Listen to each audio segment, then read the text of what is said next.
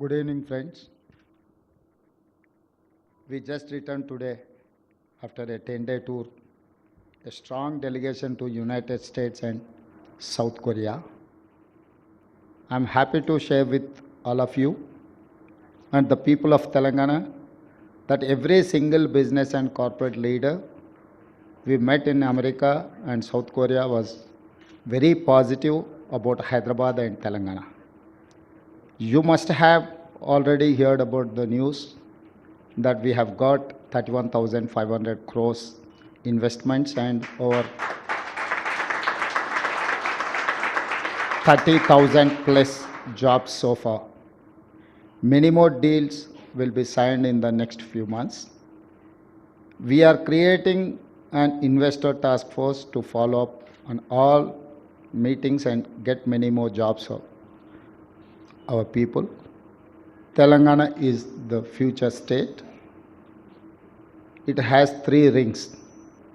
Inner ring is a core urban Hyderabad. Telangana second ring is semi-urban, where we will build manufacturing hub. The regional ring road will help develop this area. It will be our answer to China plus one strategy for American and Korean companies. Third ring is outside ring regional ring road. It is a rural Telangana. Here we will develop best villages in Asia with all modern facilities.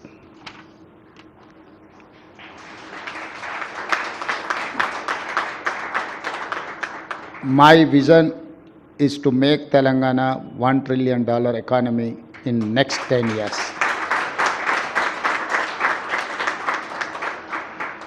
I met Cognizant team in the US. I spoke to Mr. Ravi Kumar, your CEO. I have assured 100% support to Cognizant for all growth plans. Now I am delighted to be here today. We all know Cognizant has a major presence in Hyderabad. You have about 60,000 plus employees.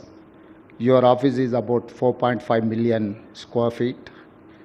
I'm very happy Cognizant will hire about 4,000 freshers from engineering colleges every year for Hyderabad facilities. I also want to thank you for spending crores of rupees towards CSR for various good causes. This new facility will soon make Hyderabad the largest presence for Cognizant in India. I hope you will soon grow so big you will have 1 lakh employees in Hyderabad. I once again thank and congratulate Mr. Surya Gumadi, Mr. John Kim, Ms. Kathy, and Gaurav Hazra, and all employees of Cognizant for your success. Best wishes. Thank you.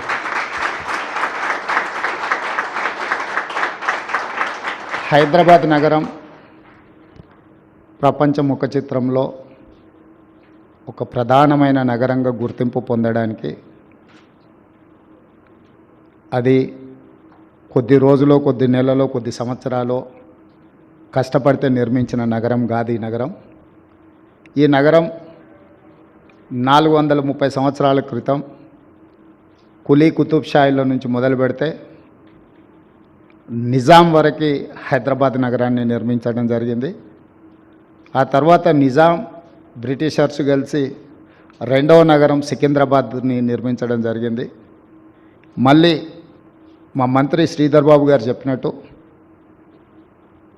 Shri Rajiv Gandhi గారి దేశంలో సాంకేతిక నైపుణ్యమే నిరుద్యోగ సమస్యకు పరిష్కారం. ప్రపంచంతో పోటీ పడాలంటే భారతదేశం సాంకేతిక నైపుణ్యం సంపాదించాలి అని చెప్పి దేశానికి కంప్యూటర్ని పరిచయం చేసిండు. ఆ కంప్యూటర్ని పరిచయం చేసిన క్రమంలోనే శ్రీ రాజీవ్ గాంధీ గారి నిర్ణయం మేరకు ఆంధ్రప్రదేశ్లో ఆనాటి ముఖ్యమంత్రి నేదురుమల్లి జనార్దన్ రెడ్డి గారు 1992లో ఐటీ సెక్టర్ కోసం మొట్టమొదటి పునాది రాయి వేయడం జరిగింది. తర్వాత ఆ కార్యక్రమం ఆగిపోవడం, ఆ తర్వాత నారా చంద్రబాబు నాయుడు గారు ఉమ్మడి రాష్ట్రానికి ముఖ్యమంత్రిగా బాధ్యతలు చేపట్టడం, వారు ఖచ్చితంగా ఆంధ్రప్రదేశ్ యొక్క నిరుద్యోగ సమస్య, రాష్ట్రం యొక్క ఆదాయం పెంచుకోవాలి అనంటే వ్యవసాయం ఒకటే సరిపోదు, సాంకేతిక నైపుణ్య రంగంలో రాణించాలి అని చెప్పి హైటెక్ సిటీని నిర్మించడం జరిగింది. హైటెక్ సిటీ నిర్మాణంతో హైదరాబాద్ నగరంలో పెట్టుబడులు రావడం, నారా చంద్రబాబు నాయుడు గారు, డాక్టర్ వైఎస్ రాజశేఖర రెడ్డి గారు 3వ నగరంగా సైబరాబాద్ నగరాన్ని నిర్మించారు. ఈరోజు హైదరాబాద్ని 3 నగరాలుగా చూడొచ్చు. హైదరాబాద్ నగరం, సికింద్రాబాద్ నగరం, సైబరాబాద్ నగరం, ఔటర్ రింగ్ రోడ్, అంతర్జాతీయ ఎయిర్పోర్ట్, ఐటీ కంపెనీలు, ఫార్మా రంగము, ఇట్లా ప్రతి రంగంలో హైదరాబాద్ రాణించడం వల్ల ఈరోజు ప్రపంచ స్థాయిలో మన తెలంగాణ రాష్ట్రానికి, హైదరాబాద్ నగరానికి ఒక గొప్ప గుర్తింపు వచ్చింది.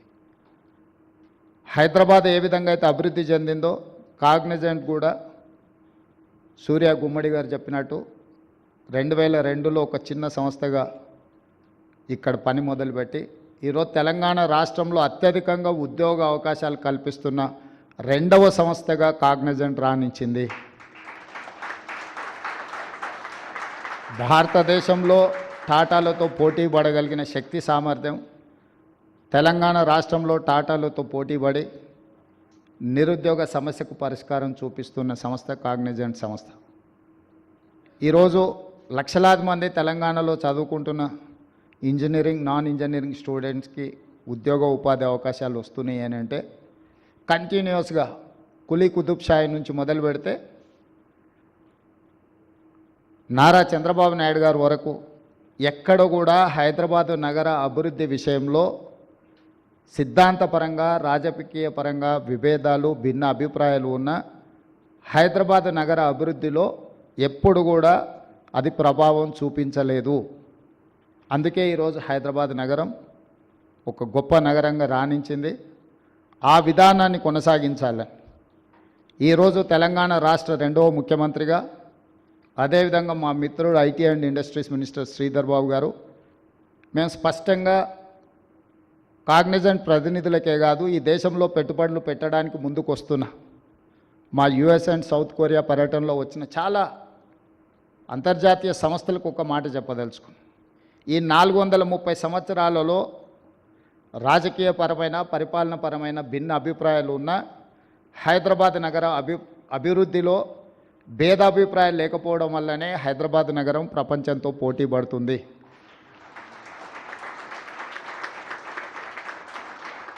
ఇక ముందు అంతకంటే వేగంగా ఈ హైదరాబాద్ నగరాన్ని విస్తరించడానికి ఈ 3 నగరాలు మన రాబోయే అవసరాలను తీర్చడానికి అవకాశం ఉందో లేదో అన్న ఆలోచనతోటి ఈరోజు అంతర్జాతీయ ఎయిర్పోర్ట్కు కూతవేటు దూరంలో hardly 20 minutes drive from international airport ఒక కొత్త నగరం, 4th సిటీని, ఫ్యూచర్ సిటీని మా ప్రభుత్వం నిర్మించాలనుకుంటుంది. ఈ 4th city, future city China plus one country కోసం అమెరికా, సౌత్ కొరియా, ఇతర దేశాలు ఏదైతే చూస్తున్నాయో ఈ అన్ని ప్రశ్నలకు సమాధానంగా 4th సిటీ మేము ఫ్యూచర్ సిటీగా ఏదైతే నిర్మించాలనుకుంటున్నామో అదే సమాధానం చెప్తుంది. ఈ ఫ్యూచర్ సిటీలో మీరందరూ భాగస్వాములు కావాలి.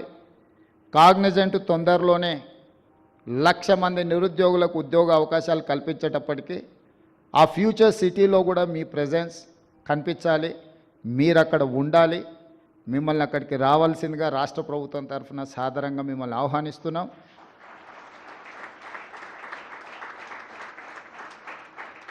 ఈ నగరం అభివృద్ధికి, అంతర్జాతీయ స్థాయిలో అభివృద్ధి చేయడానికి ఈరోజు ఈ రాష్ట్రం, ఈ దేశం ఎదుర్కొంటున్న నిరుద్యోగ సమస్యకు పరిష్కారం చూపించాలి అని అంటే మా పాలసీలో పారదర్శకత ఉండాలి. ప్రభుత్వం పెట్టుబడిదారులకు ప్రోత్సాహం కల్పించాలని స్పష్టంగా మా ప్రభుత్వం విశ్వసిస్తుంది. అందుకే ప్రభుత్వం మారిన విధానాలలో మార్పు లేదు. ఇంకా వేగంగా, ఇంకా పారదర్శకంగా, ఇంకా పట్టుదలతో మా ప్రభుత్వం ఈ తెలంగాణ రాష్ట్రాన్ని ముందుకు తీసుకెళ్లాలనుకుంటుంది. ఈ దేశానికి, ఈ రాష్ట్రానికి పెట్టుబడులను రప్పించి, చాలామంది మిత్రులు ఆంధ్రప్రదేశ్లో ప్రభుత్వం మారంగానే తెలంగాణకు ఆంధ్రప్రదేశ్కు పోటీ ఉంటుంది, తెలంగాణ నుంచి ఆంధ్రప్రదేశ్కు పెట్టుబడులు తరలిపోతాయేమో అని ఒక చర్చ. నేను ఒక మాట స్పష్టంగా చెప్పదలుచుకున్నా. నా పోటీ ఆంధ్రప్రదేశ్, కర్ణాటక, తమిళనాడుతో కాదు, నా పోటీ ప్రపంచంతోనే. హైదరాబాద్ నగరం నా దగ్గర ఉంది. హైదరాబాద్ నగరం నా దగ్గర ఉంది. దేశంలోనే అత్యధికంగా ఉద్యోగ ఉపాధి అవకాశాలు కల్పించే కాగ్నిజెంట్ నా దగ్గర ఉంది. ఈ ప్రాంతం పక్క రాష్ట్రాలతో పోటీ పడే ఆలోచన నుంచి ప్రపంచంతో పోటీ పడడానికి ఎప్పుడో మా ఆలోచనను మేము విస్తరించుకున్నాము. ప్రపంచం అవసరాలు తీర్చడానికి ఈరోజు మేము 4th సిటీని ఒక ఫ్యూచర్ సిటీగా మేము డిజైన్ చేస్తున్నాము. కాబట్టి ఈరోజు మాకు పక్క రాష్ట్రాలతో ఎలాంటి పోటీ లేదు. పక్క రాష్ట్రాల దగ్గర, ఈ దేశంలో ఎవరి దగ్గర హైదరాబాద్ నగరం లేదు. పక్క రాష్ట్రాలు, పక్క ముఖ్యమంత్రుల దగ్గర ఔటర్ రింగ్ రోడ్, అంతర్జాతీయ ఎయిర్పోర్ట్ లేదు. అన్నిటికంటే ఇక్కడున్న ఎన్విరాన్మెంట్ ఈ దేశంలోనే ఎక్కడా లేదు. ఇక్కడున్నంత మంచి వాతావరణం, ఇక్కడున్నంత శాంతి భద్రతలు, ప్రశాంతంగా ఉండడం, ఇక్కడ ఎక్కడి నుంచైనా కనెక్ట్ కావడానికి అన్ని రకాల ఇన్ఫ్రాస్ట్రక్చర్ మన దగ్గర ఉన్నది. కాబట్టి ఈరోజు నేను మీ ద్వారా ఈ యుఎస్ అండ్ సౌత్ కొరియాలో మేము కలిసిన ప్రతినిధులనే కాదు, కలవాలనుకుంటున్న ప్రతినిధులకు కూడా నా సూచన ఒకటే: రండి, తెలంగాణ రాష్ట్రంలో పెట్టుబడులు పెట్టండి. మీ పెట్టుబడులకు భద్రత ఉంటుంది, మీ పెట్టుబడులకు లాభము ఉంటుంది. మీకు కావాల్సిన సాంకేతిక నైపుణ్యాన్ని అందించే యువశక్తి తెలంగాణ రాష్ట్రంలో ఉంది. తెలంగాణ రాష్ట్రాన్ని సాధించిన యువశక్తి తెలంగాణ నిర్మాణంలో ముందుకు వస్తారు. ఎవరు వచ్చినా ఈ రాష్ట్రంలో పెట్టుబడులు పెట్టే వాళ్లకు రక్షణ ఉంటుంది. తెలంగాణ రాష్ట్ర ముఖ్యమంత్రిగా నేను స్పష్టంగా పెట్టుబడిదారులకు నేను హామీ ఇస్తున్నా. ఎవరు ఎలాంటి భేషజాలకు లోను కావాల్సిన అవసరం లేదు, ఎవరు ఆందోళన చెందాల్సిన అవసరం లేదు. అక్రాస్ ద టేబుల్ మీకు ఏం పర్మిషన్స్ కావాలన్నా, మీకు ఎలాంటి వసతులు కావాలన్నా తెలంగాణ రాష్ట్ర ప్రభుత్వం అందిస్తుందని తెలియజేస్తూ మీ అందరి దగ్గర సెలవు తీసుకుంటున్నాను. ధన్యవాదాలు మిత్రులారా. Thank you so much, sir, for such a inspiring address to our employees and the team, members of the media.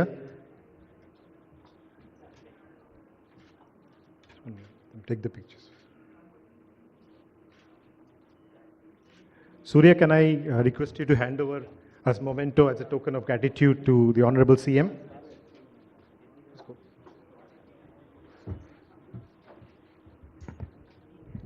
Get one more.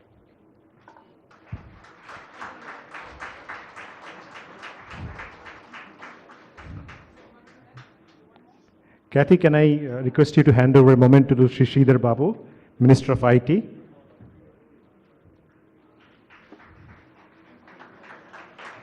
That's it. Give it to John. Yeah, that's it. John, can I please request you to hand over a memento to Mr. Prakash Gaur?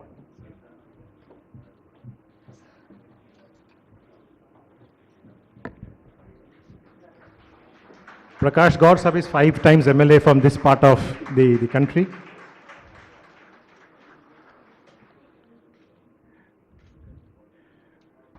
With this, I would like to thank everyone present here for their participation. My special thanks to Honorable CM, who attended this function despite his foreign travel, and that says a lot about the focus and commitment of the state to the industry.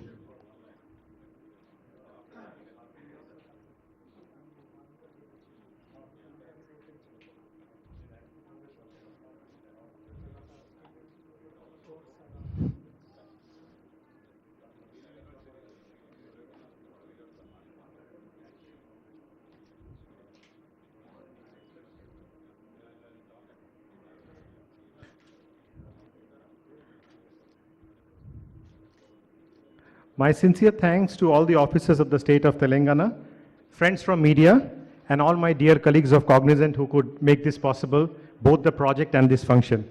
Thank you very much once again. Have a great evening. Thank you.